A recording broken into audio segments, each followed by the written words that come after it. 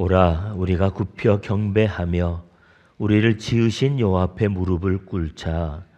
대저 저는 우리의 하나님이시요 우리는 그의 기르시는 백성이며 그 손의 양이라. 너희가 오늘날 그 음성 듣기를 원하노라. 아멘.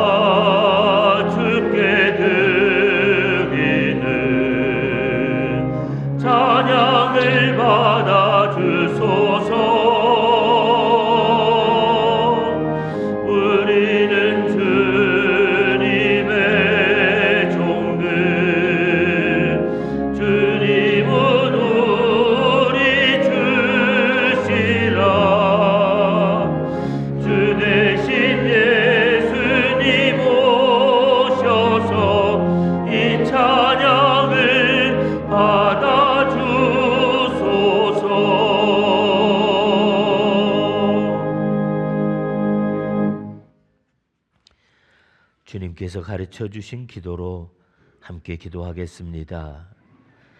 하늘에 계신 우리 아버지, 아버지의 이름을 거룩하게 하시며 아버지의 나라가 오게 하시며 아버지의 뜻이 하늘에서와 같이 땅에서도 이루어지게 하소서.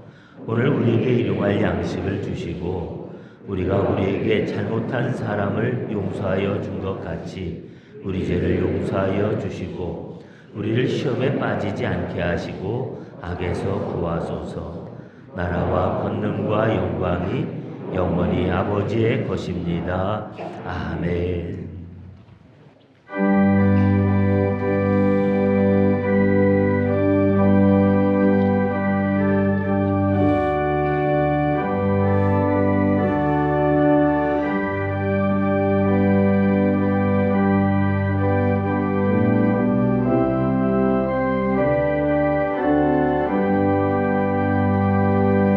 주 안에 있는 나에게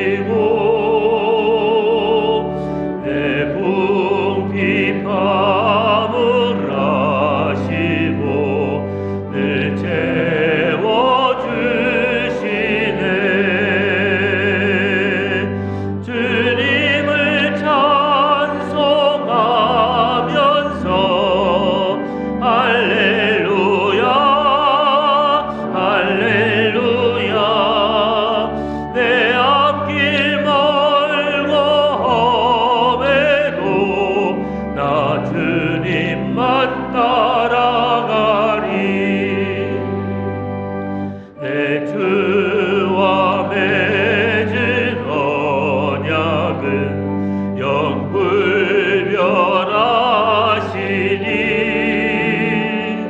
그 나라 가기까지는 늘 보호하시네.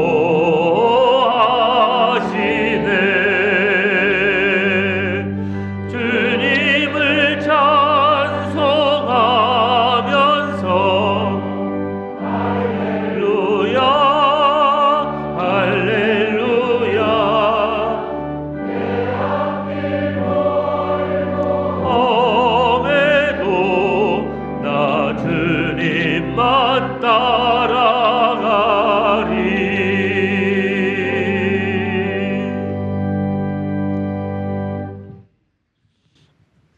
사랑의 하나님, 거룩한 예비 자리에 오게 하셔서 감사합니다. 한 주간도 하나님 말씀대로 살아보려고 했지만 마음 안에 믿음이 가득하여 사람들을 미워하고 말았습니다. 부족한 저희를 용서하여 주옵소서. 하나님, 지금 세상은 너무나 혼란스럽고 시끄러운 가운데 있는 저희들을 우로나 좌로나 치우치지 아니하고 세상과 타협하지 아니하고 유혹에 빠지지 않고 오직 하나님의 공의로 온 세상에 나타나 믿음으로 세상을 이기게 하옵소서. 하나님께 죄 없이 값없이 주신 은혜와 사랑으로 온전한 하나님의 자녀가 되어 세상의 악한 영을 분별할 수 있게 하옵소서. 저희들의 부족함을 다 아시고 채워주시는 하나님, 잘 보이지 않는 성도들의 생활의 어려움과 질병으로 그들의 고통을 불꽃 같은 눈으로 돌보아 지켜 주옵소서. 저희들에게 세상적인 욕심을 없게 하시고 부하게도 하지 마시고 가난하게도 하지 마시고 오로지 하나님만 붙잡고 살아가는 저희들이 되게 하옵소서. 조금은 부족해도 사랑으로 든든한 하나님 빽이 있는 빽이 있는 것만으로도 자랑스러워하게 하소서. 예수 그리스도가 고난을 받았듯이 저희들도 예수님의 고난에 동참하여 이세 사순절을 묵상하면서 잘 견딜 수 있게 하옵소서. 오늘 바나바 바울팀의 찬양을 기뻐 받으시고 바나바 바울팀이 교회의 든든한 기둥이 서게 하옵소서. 아멘. 멀리 해외에서 선교 활동을 하고 계시는 선교사님들의 건강과 생활의 부족함을 채워주옵소서. 저희 담임 목사님 건강과 오늘 사도행전 말씀이 마음 깊숙이 들어와 눈이 떠지고 귀가 열리고 마음의 안에 새기게 하옵소서. 하나님 사랑합니다. 예수님의 이름으로 기도드립니다. 아멘.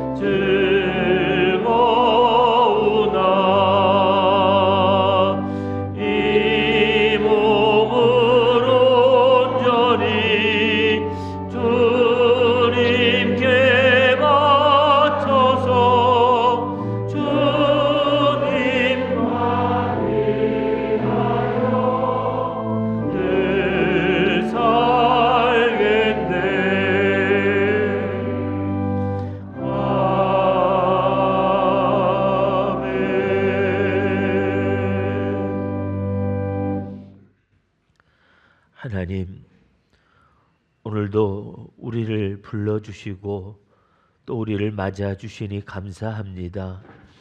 오늘도 우리 가운데 계셔서 우리의 예배를 받아주시니 감사드립니다. 온 마음, 온 힘, 온 뜻을 다해 주님을 예배하는 우리의 예배가 하나님 보좌에 다다르는 아름다운 향기가 되게 하여 주시옵소서. 또한 주님은 우리를 아십니다. 우리들의 곤고함도 아시고 우리들의 연약함도 아십니다. 이 시간 우리들을 위하여 준비하신 하늘의 신령한 은혜를 나리워 주사 하나님, 우리들의 병든 몸도 어루만져 주시고 지치고 낙심한 우리들의 마음도 위로하여 주시며 새 힘을 주시고 무엇보다도 하나님의 거룩한 영으로 충만하게 하셔서 우리가 비록 이 땅에 살아가나 세상에 속한 사람들이 아님을 알게 하여 주시옵소서. 우리의 눈이 하나님을 뵙는 은혜와 영광에 있기를 원합니다. 우리의 귀가 주님의 음성을 듣게 되기를 원합니다. 오늘도 이 예배를 주님께서 다스려 주시옵소서. 하나님, 이 시간 받은 은혜를 생각하며 손에 손마다 성별한 예물을 주님 앞에 드리는 손길들을 주님 받아 주옵소서. 받은 은혜를 이 예물로 고백하며 또한 하나님께서 베푸신 은혜를 감사하며 하나님 앞에 소원하는 모든 것들을 오늘도 이 예물에 담아 드리오니 주님의 손으로 받아주시고 하나님의 기쁘신 뜻을 위해 사용해 주옵소서. 물질만이 아니라 우리의 온 삶이 주의 것이오니 우리를 받으셔서 하나님의 나라가 이 땅에 이루도록 우리를 사용해 주시옵소서. 주님만이 우리의 삶 속에서 홀로 영광 받으시기를 우리 주님 예수님 이름으로 기도하옵나이다. 아멘.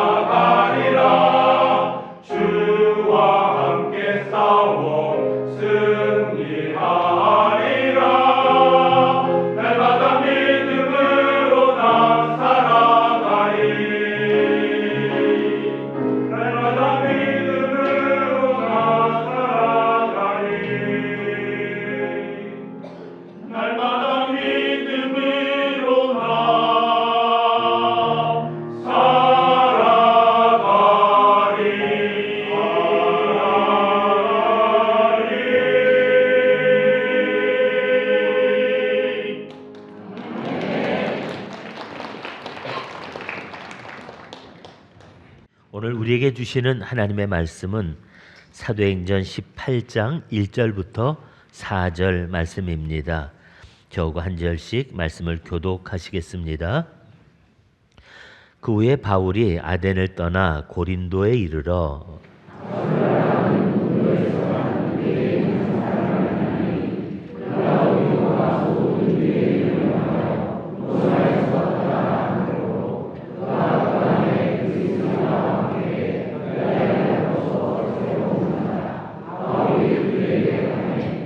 생업이 같으므로 함께 살며 일을 하니 그 생업은 천막을 만드는 것이더라.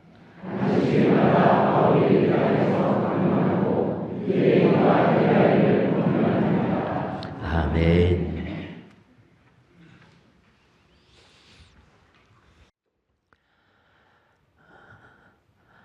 우리 교회 오카리나 단이 지난 며칠 동안 라오스로 단기 선교 활동을 다녀온 일 아시죠?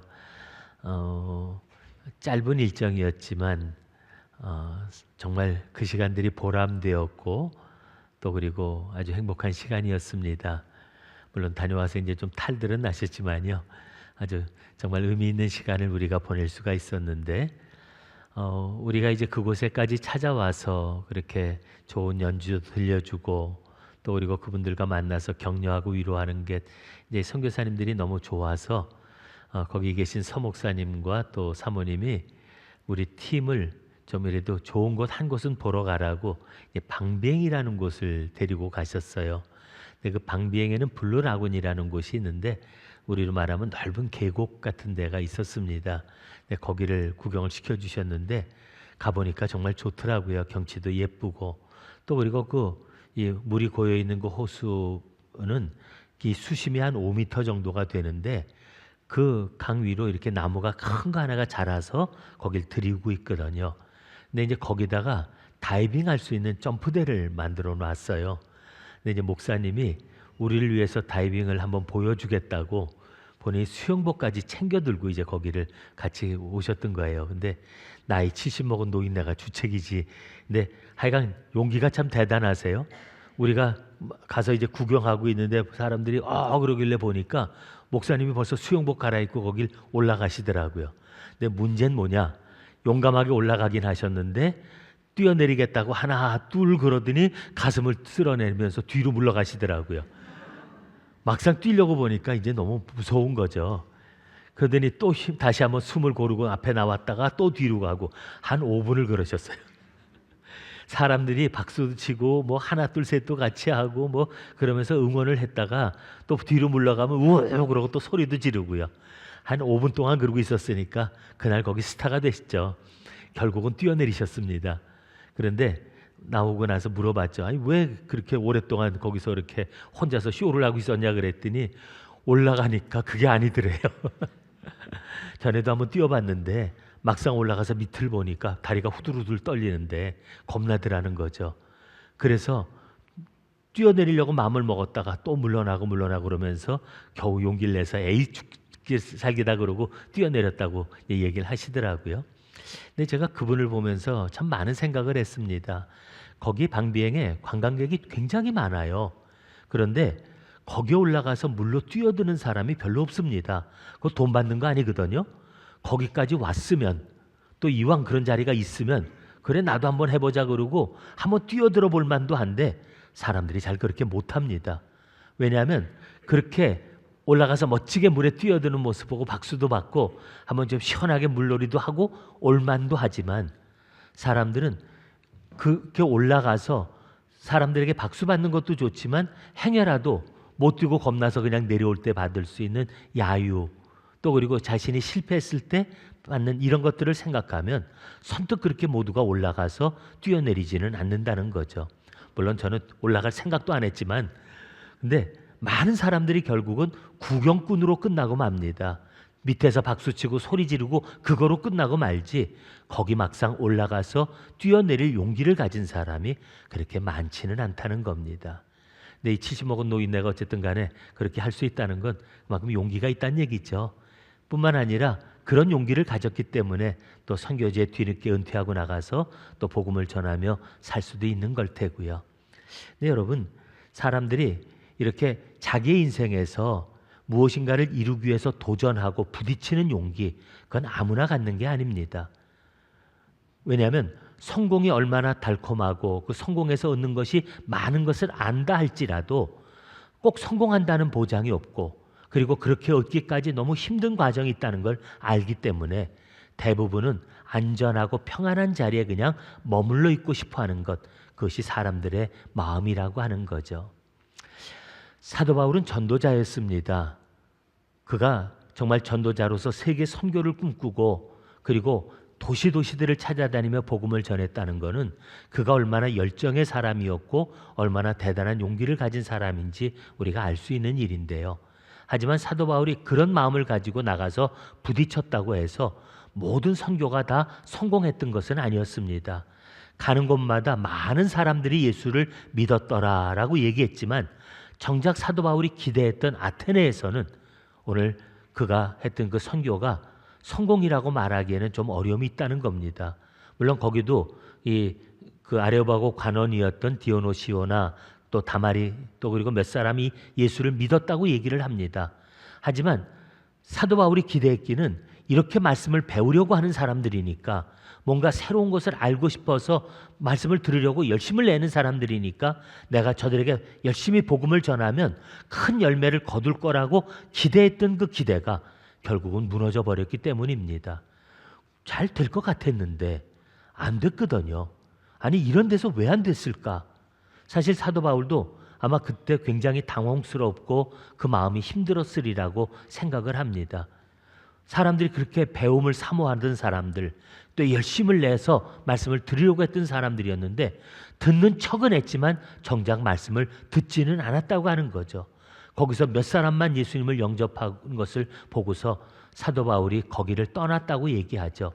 자기 발로 오늘 말씀에도 보니까 그 후에 사도 바울이 고린도로 떠났다고 얘기를 하는데, 선교지를 포기하고 사도 바울이 떠날 때 그 마음이 어떻겠느냐 하는 겁니다. 아마 다른 도시를 찾아갔을 때하고는 조금 심정이 달랐을 거예요. 다른 도시들을 찾아갔을 때는 의욕이 있었고 그리고 정말 이를 악물고 각오하고 찾아가서 열정으로 복음을 전했을 텐데, 아덴에서 그런 일을 겪고 나니까 사도 바울의 마음이 어떻겠습니까?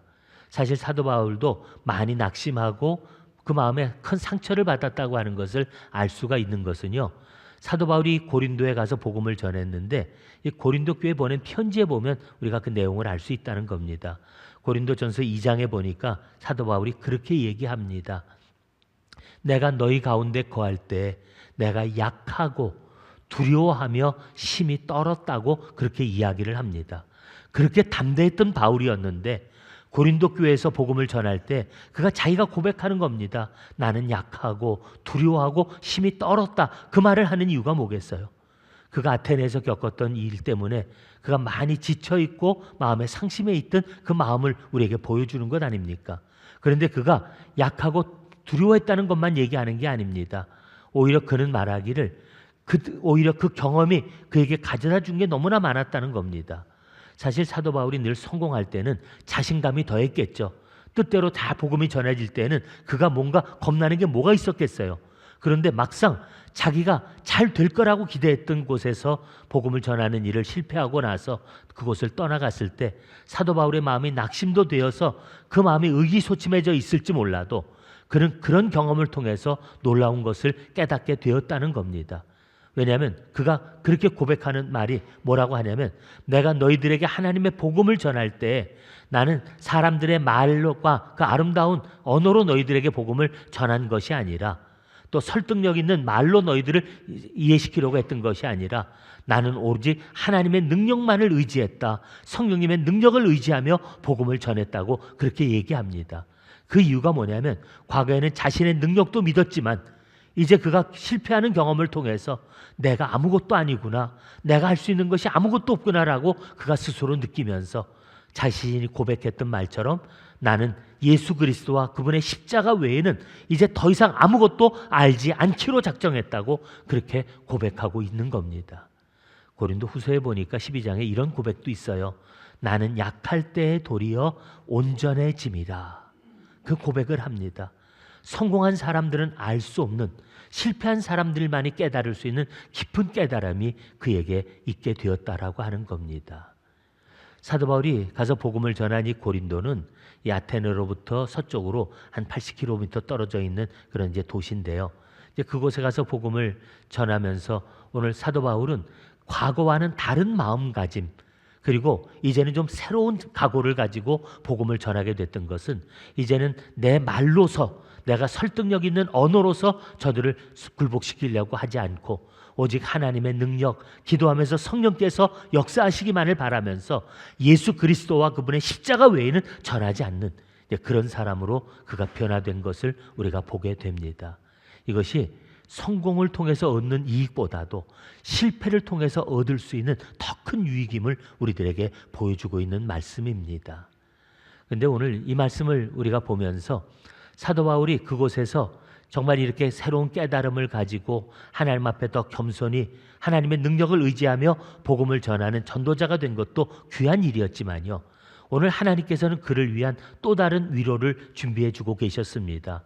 그거는 오늘 그곳에서 이달리아로부터 온 이 아굴라와 브리스길라라고 하는 이 부부를 그곳에서 만나게 되었다는 사실입니다.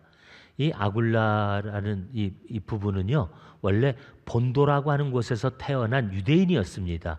본도는 그 터키 북동쪽에 있는 마을인데요, 그가 거기서 태어났던 사람이 로마에까지 가서 살게 됐던 건데, 지금 이 말은요, 사실은 국수리 촌사람이 어쩌다가 성공해서 저 압구정동이나 청담동 가서 살게 됐다는 이제 그런 말하고 비슷한 말입니다. 근데 사실 그거보다 비교가 안 돼요. 왜냐하면 당시는 로마가 세계를 지배하고 있을 때 아닙니까? 그 로마는 아무나 들어갈 수 있는 곳이 아니었습니다. 그리고 로마 시민권을 가지고 있으면요, 이 사람은 특별한 권한을 누릴 수 있었어요. 황제 외에는 법도 함부로 할 수가 없는 게 로마 시민권자들이었습니다.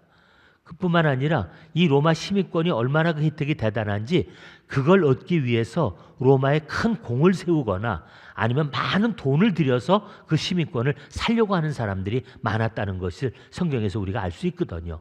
근데 이 본도에서 태어난 사람이 로마까지 가서 살게 됐다고 하면 그는 세상 말로 말하면 사회적으로는 성공한 사람입니다. 어떤 과정으로 거기 가게 됐는지는 우리가 알 수 없지만 그곳에 가서 로마 시민으로서 살 수 있게 됐다는 것은 그로서는 이젠 부족한 것도 아쉬운 것도 없는 성공을 이룬 사람이라고 말할 수 있다는 겁니다. 근데 문제는요, 그분들에게도 생겼습니다. 어느 날 갑자기 이 글라우디우스라고 하는 황제가 이 로마 땅에 살고 있는 유대인들을 갖다가 다 쫓아내 버렸어요. 추방령을 내린 겁니다. 이 유대인들이 원래 속을 좀 세게 든 민족이거든요. 아마 황제가 그때 무슨 열받을 일이 좀 있었는지 유대인들에 대해서 뭔가 좀 경계할 필요를 느꼈는지 로마 땅에 살고 있는 모든 유대인들을 다 쫓아내 버린 겁니다. 그래서 이 아굴라 부부도 잘 살고 있다가 어느 날 갑자기 그만 등 떠밀려서 다른 곳으로 떠날 수밖에 없게 된 것이었고, 그래서 그들이 찾아간 곳이 바로 고린도였습니다. 그러니까 그들 인생에 있어서 얼마나 큰 위기를 만난 거예요. 이젠 나는 아쉬울 것 없다, 나는 이제 성공한 사람이다, 이제 누리기만 하면 된다라고 생각했을 텐데 어느 날 갑자기 자기 기반을 다 빼앗긴 채 거기를 떠나야만 됐던 이 부부를 생각한다면 그들의 인생에서 이만한 위기가 없었을 겁니다. 하지만 하나님은 놀라운 분이신데요, 그들이 그곳에서 쫓겨난 것 같았지만 그곳에서 아테네에서 온 사도 바울과 만나면서 그 사람들의 인생이 새로워지게 되었다고 하는 겁니다. 사실 그동안에는 무엇을 위해 살았는지 모르겠어요. 하지만 그곳에 고린도에 가서 사도 바울을 만나게 되면서 이 아굴라 부부에게는 인생의 새로운 전기가 됩니다. 예수님을 믿게 되었고, 믿었을 뿐만 아니라 그는 그 예수님을 통해서 자기가 인생을 살아야 되는 새로운 목적을 설정할 수 있게 되었다는 겁니다. 자기 목숨을 바쳐도 아깝지 않은 삶, 내 삶을 다 올인해도 후회가 하지 않을 수 있는 그런 삶의 가치를 그곳에서 발견하게 되었기 때문에 그는 그 후에 정말 교회의 큰 지도자가 되었을 뿐만 아니라 복음을 위해서 얼마나 큰 역할을 하는 사람이 되었는지 모릅니다. 이제 앞으로 우리가 사도행전을 계속 보다 보면 여러분들이 귀에 딱지가 베길 만큼 이 아굴라와 브리스길라 얘기를 듣게 될 거예요. 그리고 들으면서 왜 그 만남이 이렇게 복된 만남인가 하는 것을 느낄 수 있게 될 겁니다. 사도 바울을 만나면서 그분들의 인생에는 새로운 전기가 마련된 건데요. 하나님이 그의 인생이 실패한 것 같았고 뜻대로 풀리지 않은 것 같았지만 오히려 그곳에 인도하셔서 고린도에서 사도 바울을 만남으로 그의 인생에는 더 놀라운 하나님의 축복이 주어졌던 것을 보게 됩니다. 근데 이거는 아굴라 부부에게만 주어진 얘기가 아닙니다.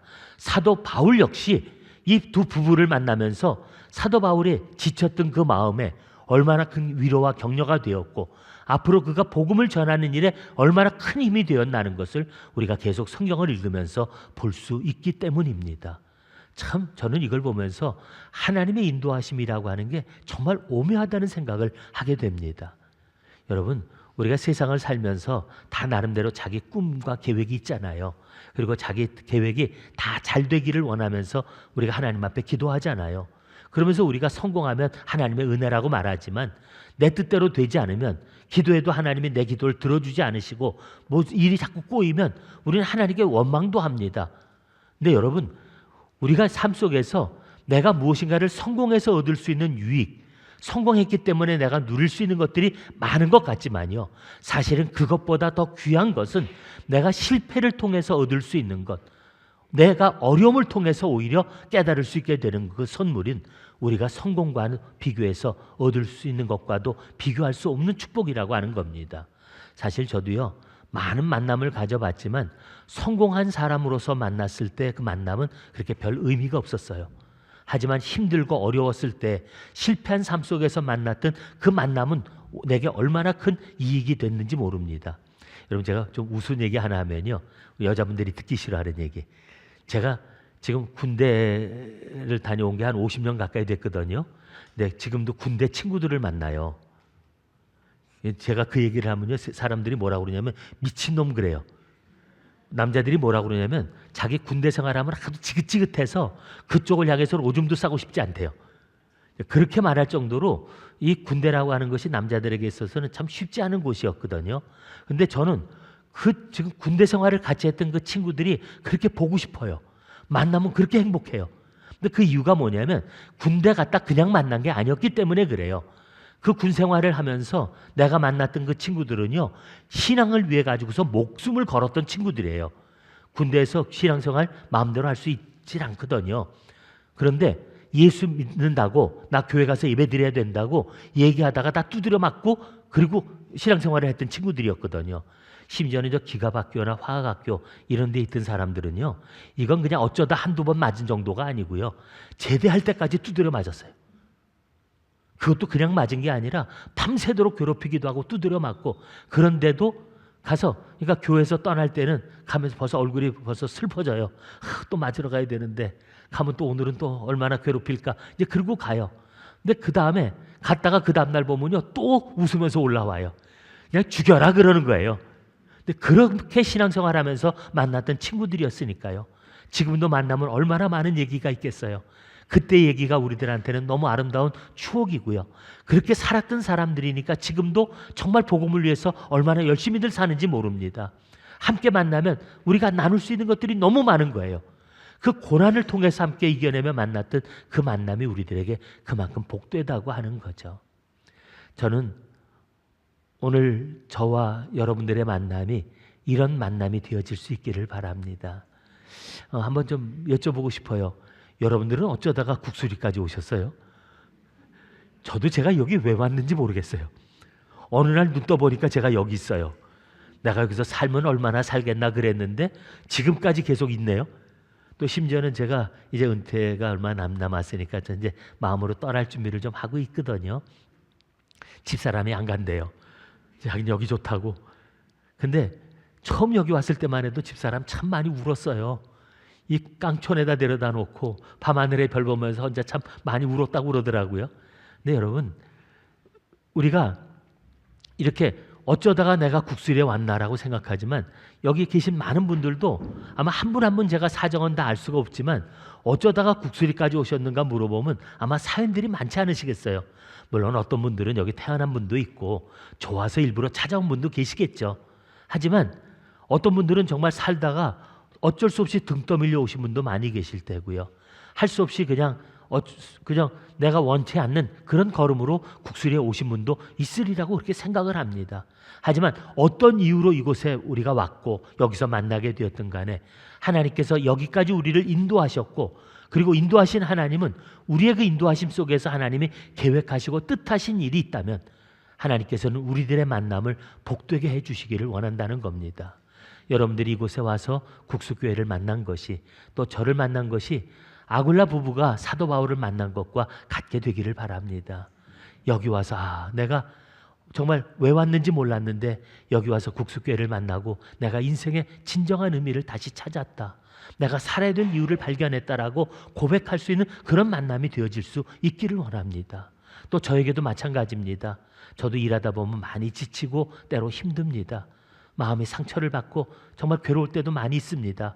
근데 여러분들과의 만남을 통해서 제가 여러분들에게서 위로와 용기를 얻고, 또 여러분들을 만난 것이 바울이 아굴라 부부를 만난 것처럼 내게 큰 힘이 되어지기를 원합니다. 네, 하지만 제가 더 원하는 것은 이 우리들의 그 만남이 그냥 인간적으로 우리가 서로 위로하고 주고받고 이러자는 것이 아니고요, 하나님께서 우리를 인도하시는 그 뜻 안에서 우리들의 만남은 하나님이 우리들에게 계획하신 그 뜻을 이루기 위한 하나님의 섭리라고 하는 것을 우리가 함께 깨달을 수 있게 되기를 바란다는 겁니다. 여러분, 우리가 우리 인생을 설계하는 것 같잖아요. 하지만 아닙니다. 뜻한 대로 되어진다면 인생에 실패할 사람이 어디 있겠어요? 내가 바라는 대로 다 된다면 사람들 중에서 슬퍼하고 억울해할 사람들이 어디 있겠어요? 하지만 원하지 않는 삶으로 우리가 끌려가게 되는데, 그러는 삶같이 보일지라도 우리들의 삶은, 하나님께서 택하신 사람들의 삶은 하나님이 그 길을 계획하시고 인도하시는데, 그 길 뒤에는 하나님이 우리에게 바라시는 그의 큰 기대와 섭리가 담겨져 있기 때문입니다. 저는 그런 만남을 통해서 하나님께서 우리에게 주신 새로운 인생을 다시 한번 살아갈 수 있는 힘과 용기를 얻는 그런 만남이 되어지기를 바랍니다. 이게요, 사람 한 사람 잘못 만나면요 인생 되게 피곤해요. 정말 한 사람만, 고약한 사람 만나도요 그곳에서 결국 살지 못하고 떠나게 되지 않습니까? 한 사람만 괴롭혀도 우리들의 삶은 너무나 힘든데, 하나님께서 우리를 이곳으로 인도하셨고 우리가 국수교회라는 이름을 통해서 이곳에서 만나게 되었다면 우리들의 만남은 모두 복된 만남만 되어지기를 바랍니다. 하나님의 인도하심 속에서 만나놓고도 서로에게 상처 주고 서로를 힘들게 하고 마음 아프게 하는 그런 만남이 된다면 우리가 하나님의 뜻과 우리를 인도하신 그 은혜를 저버리는 삶이 되지 않겠어요? 하지만 우리가 서로 만나서 격려하고 위로하고 같이 믿음으로 살아갈 수 있는 믿음의 한 형제로서 우리가 우리들의 뜻을 다시 세울 수만 있다면 사도 바울과 아굴라 부부의 만남처럼 우리들의 만남을 통해서 하나님이 큰 역사를 만들어 가실 줄 믿습니다. 제가 마지막 한 얘기만 드리고 오늘 말씀을 마치도록 하죠. 제가 며칠 전에 제 친구를 만났어요. 그런데 일이 있어서 전화를 했더니 그 친구가 병원에 다녀와 있었다고 그러고요. 그리고 또 출근을 못하고 있다가 이번 주에 처음 출근을 시작했다고 얘기를 하더라고요. 그래서 제가 놀래가지고 무슨 얘기인지 좀 만나서 좀 얘기 나누자 그러고 쫓아가서 만났습니다. 만나서 얘기를 듣다 보니까요, 가서 대문 짚고 왔더라고요. 죽다 살아났어요. 왜냐하면 이 머리로 올라가는 이 동맥, 그 기저동맥이라고 그러죠. 거기가 98%가 막혀 있던 거예요. 갑자기 핑 돌고 어지러워서 그냥 쓰러져 버렸어요. 그랬는데 옆에 사람들이 이제 급하게 이제 병원으로 이제 보내서 가서 검사를 해보니까 98%가 막혔는데 조금만 늦었거나 주변에서 누가 빨리 손을 안 써줬으면 그냥 세상을 떠났을 거다. 그런 위기 상황이었어요. 뿐만 아니라 이제 그걸 치료하는데도 이제 죽어도 괜찮다. 그리고 사인해주고 이제 그 치료를 받았으니까, 그러니까 병원에 들어가면서 본인도 얼마나 놀랬고 가족들도 얼마나 놀랬겠어요. 그런데 그렇게 치료하고 나서 어쨌든 멀쩡히 그래도 살아나왔어요.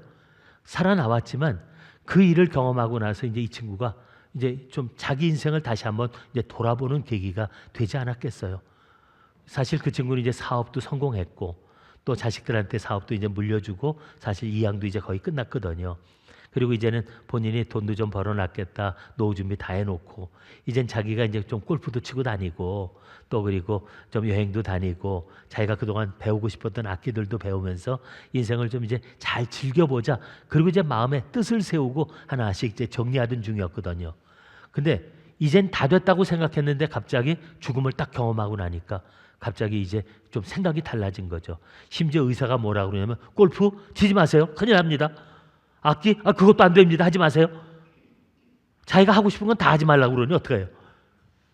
그러니까 이 친구가 갑자기 이제 고민에 빠진 거예요. 그럼 이제 난 도대체 뭘 위해 살아야 되지? 저를 만났더니 물어보더라고요. 이제 난 앞으로 뭘 하고 살아야 되면 좋을까? 나 앞으로 어떻게 해야 되지? 그걸 물어보더라고요. 제가 그때 친구한테 그 얘기를 했어요. 너 주님 위해 살겠다고 어렸을 때부터 말하지 않았냐? 네가 꿈꾸고 네가 원하던 것 이룰 것 같았지만 하나님이 네 마지막 인생에서 이 귀한 시간에 그렇게 살지 말라고 하나님이 주신 그 사인 아니겠느냐? 그러면서 이제 주님을 위해서 뭘 할 수 있을까 한번 같이 생각해 보면 좋겠다. 그랬더니 이 친구가 나는 뭐 잘할 수 있는 것도 별로 없고 또 그리고 나는 뭐 그런 용기도 없고 이제 그러면서 얘기를 하더라고요. 그러면서 그 친구가 뭐 그래도 사업을 좀 하던 사람이니까 좀 누군가 좀 열심히 일하고 잘하는 사람 있으면 자기도 좀 돕는 역할 좀 하다못해 작은 물질로라도 돕는 일을 했으면 좋겠다 그러더라고요. 근데 그 얘기를 듣고 나서 제가 마다가스카르가 생각이 났어요. 얼마 전에 그 선교사님 두 분이 돌아가셨잖아요. 그래서 제가 그 일이 생각나서 아마 그 일 이루고 나서 장례 치르고 분위기가 많이 다운됐을 거라 생각을 했고 거기 지난번 우리 교회 다녀갔던 그 아칸이라는 그 쓰레기 마을의 학교 운영하는 교장 선생님한테 제가 전화를 좀 했습니다. 전화해서 요즘 어떠세요? 그랬더니 네, 잘 그냥 견디고 있어요 그러더라고요. 힘들죠? 그랬더니 다들 좀 힘들어하죠. 왜냐하면 그 정말 선교사님 같이 일하던 분이 돌아가시고 나서 장례 치르고 나니까 분위기가 얼마나 다운됐겠어요. 또 이번에 또 비가 엄청 와가지고요. 그래서 이 수제들을 만난 사람들 또 뒷바라지 하느라고 다들 안 그래도 마음도 힘든데 몸까지 지쳤던 거예요. 지금 그러고 있는 상황인데 제가 전화해 주니까 너무 고마워하더라고요. 그래서 기쁜 소식이 있다. 그리고 제가 이제 전화로 이제 그 친구를 소개시켜 줬어요. 내 친구가 있는데 그 선교사님 그 얘기 듣고서 좀 돕고 싶어서 전화했다. 이제 그리고 두 분을 인사시켜 줬어요. 제가 앞으로 그 두 분의 만남을 하나님이 어떻게 쓰실지는 모르겠어요. 하지만 한 분은 자기 인생의 죽음을 경험하고서 그리고 나서 정말 내 인생을 뭐로 살아갈까를 고민하면서 오늘 그 선교사님을 만나게 됐고 선교사님은 지치고 힘든 상황에서 또 자기를 도와주겠다고 손을 내미는 사람을 만났을 때 하나님이 그 만남을 얼마나 가치 있고 복되게 쓰실까 그런 생각을 하면서 참 흐뭇한 제가 그 만남을 바라보면서 돌아온 일이 있었습니다. 여러분 우리는 어떻습니까? 사실 여기 지금 많은 분들이 모여 계시는데 의미 없이 그냥 모였다가 흩어지는 그런 모임인지요? 하나님이 여기까지 우리를 아무 생각 없이 이끄셨다고 생각하는지요? 아니요. 하나님은 믿음의 사람 한 사람 한 사람을 아시고 그분들의 길을 계획하고 이끌어 가시는 하나님입니다.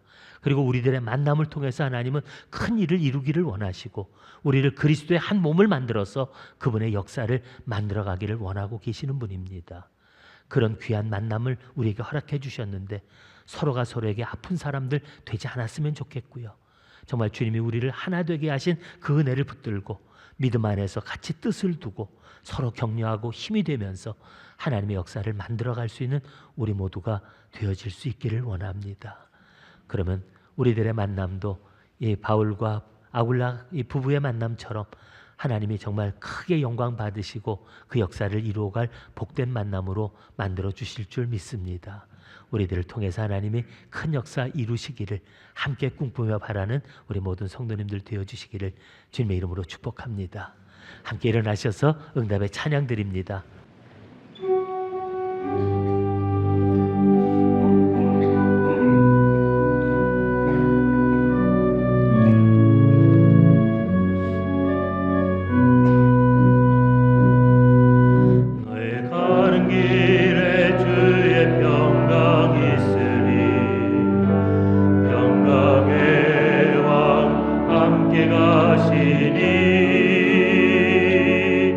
너의 걸음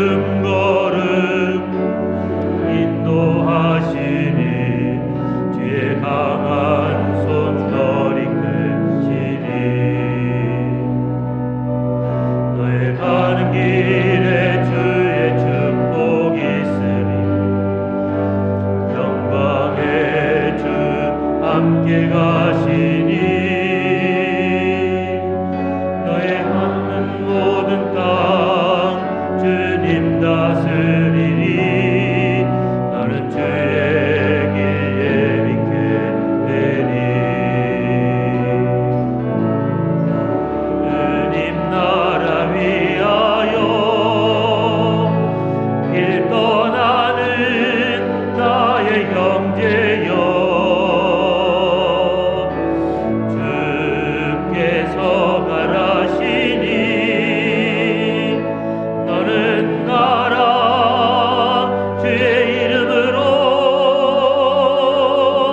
거치는 광야 위에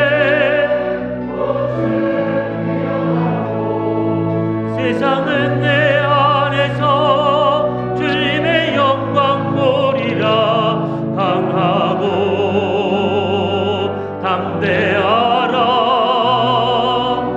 세상 이기신 주늘 함께 너와 동행하시며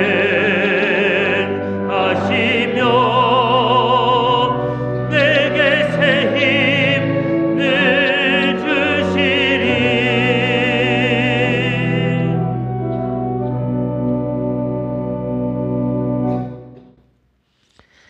하나님, 우리가 우리들의 인생을 설계하고 우리들의 마음대로 살아갈 것처럼 생각하지만 하나님, 우리들의 삶은 이미 주님의 손에 붙들렸고 주님은 우리들을 하나님의 거룩한 뜻을 위하여 인도해 주시는 삶이 되었음을 고백합니다. 하나님께서 우리를 이곳에 보내셨고 이곳에서 우리의 만남을 허락하신 것도 하나님의 섭리와 계획 안에 있는 일임을 고백합니다. 아버지 하나님, 우리들의 만남을 복되게 살아가는 저희들 되게 하여 주옵소서.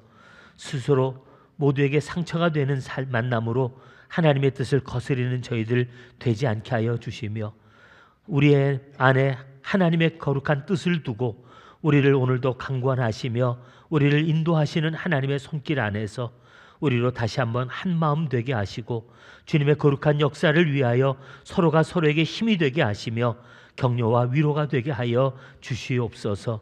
우리를 통해서 하나님이 이 땅에 이루실 일들을 함께 바라보는 거룩한 사역이 우리 안에 있기를 원하오니 주여 우리를 주의 몸 되게 하여 주옵소서. 주님 손에 붙들린 하나님의 거룩한 도구들이 되게 하여 주시옵소서. 우리들의 만남을 복되게 하여 주실 줄 믿고 감사드리며 이제는 우리 주님 예수 그리스도의 은혜와 하나님 아버지의 그 크신 사랑과 성령님의 교통하시며 역사하심이 오늘도 주여 우리를 써주소서 고백하는 사랑하는 주의 백성들 위에 이 땅에 세우신 몸된 교회 위에 이제로부터 영원까지 함께 계시기를 간절히 축원하옵나이다. 아멘.